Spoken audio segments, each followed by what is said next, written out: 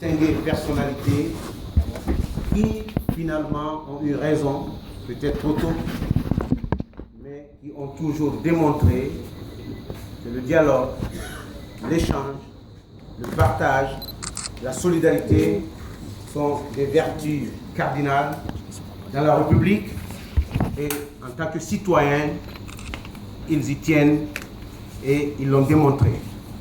Nous sommes dans ce processus. Je veux saluer la présence du distingué ministre Khalifa Gassama Diaby, ministre de la Citoyenneté et de l'Unité nationale.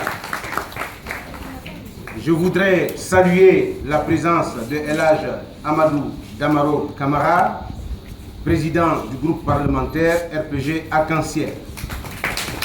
Je profite pour présenter les excuses de M. Fodéoussou Fofana qui a eu un empêchement, mais il y a un représentant de l'UFDG dans la salle. Il y a aussi l'honorable Aïssatou Bantingel qui est en route et que nous aurons l'occasion de recevoir tout à l'heure. Ceci dit, au compte de la société civile, il y a le docteur Pouvoir Banassé qui est en même temps vice-président de la Convention des acteurs non étatiques. Il y a le professeur Gilbert Ifono, qui est aussi acteur, écrivain, ancien ministre et membre de la société civile. Nous aurons l'occasion de présenter étape par étape les différentes personnalités de la société civile. Nous avons la présence de Dr Fanfan Mouké Yansané, médecin de son état et très actif dans les affaires sociales, dans l'investissement social pour la paix. Mesdames et messieurs, la liste vous sera progressivement présentée. D'ici là, les acteurs non étatiques de Guinée, toujours impliqués dans le processus de la consolidation de la paix, ont voulu saisir l'occasion de la manifestation ou de la célébration de la Journée internationale de la paix pour lancer le premier forum sur le dialogue, le renforcement du dialogue et la pérennisation du dialogue. Acteurs de Guinée, nous savons que l'histoire de notre pays, citoyens de Guinée, nous savons que l'histoire de notre pays, l'histoire de l'État post-colonial dans notre pays, est émaillée de périodes douloureuses, de victimes. Et de victimes de tout genre et de tout bord. Cette courbe a souvent présenté notre pays comme un État violent, d'une période à l'autre. Car de 1958 à nos jours, il y a une série d'événements qui ont malheureusement abouti soit à des morts d'hommes, à des blessures, à des dégâts. Donc la vie de la République de Guinée est glorieuse, certes, mais il y a des intercalaires que nous, citoyens guinéens, sommes obligés de relire et de corriger. La première étape de cette relecture, de cette reconstruction de la paix, est le dialogue. Le dialogue est un préalable. Le dialogue est un entretien. Le dialogue est une forme d'acceptation mutuelle. La société civile s'implique dans le dialogue pour signifier notre présence, notre témoignage et notre attachement à la paix dans ce pays. Nous avons pratiqué, les hommes et les femmes qui sont des acteurs politiques de premier niveau, de premier plan, nous avons toujours trouvé auprès d'eux l'expression d'une volonté de paix pour ce pays et dans ce pays. Et cela nous met à l'aise.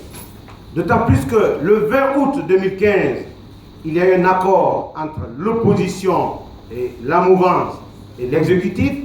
Nous sommes le 21 août 2015 et le 22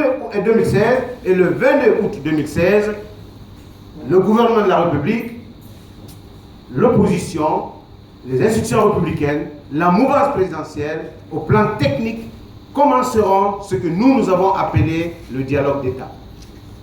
Nous suivons ce dialogue parce que c'est une prémisse c'est une ouverture vers d'autres dialogues. Nous nous engageons et nous nous impliquons dans ce dialogue parce que nous ne voulons pas que le dialogue soit confisqué politiquement. Nous ne voulons pas que le dialogue s'arrête à sa définition ou à sa perception électorale. Nous voulons que le dialogue s'élargisse en dialogue national. Dialogue qui tienne compte des personnes, des individus, de la société, des minorités et du respect de nos lois. Je suis heureux de vous le dire parce que le gouvernement, à travers le ministère de l'administration territoriale, le gouvernement, à travers le ministère des droits de l'homme d'abord, ensuite ministère de la citoyenneté et de l'unité nationale, se sont régulièrement impliqués dans le processus du dialogue et le processus d'ouverture. Du côté de l'opposition, nous saluons l'acceptation de la main tendue de son Excellence Monsieur le Président de la République le 1er septembre. L'acceptation du principe et de la démarche. Nous considérons que c'est un préalable. Nous considérons que ceci ne sera pas un dialogue pour le dialogue et que substantiellement, c'est une occasion donnée à la Guinée et aux Guinéens de manifester leur volonté de paix, de travailler dans la quiétude pour l'apaisement et pour le développement de notre pays.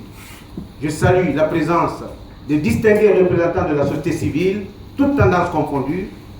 Cela montre une synergie d'initiatives et une synergie d'action que nous menons et que nous mènerons pour que les accords passés entre la mouvance et l'opposition, entre l'opposition, la mouvance et la CENI, que ces accords soient au niveau de ces acteurs concernés, de ces structures concernées, mais que la société civile puisse exercer sa responsabilité de veille et d'accompagnement.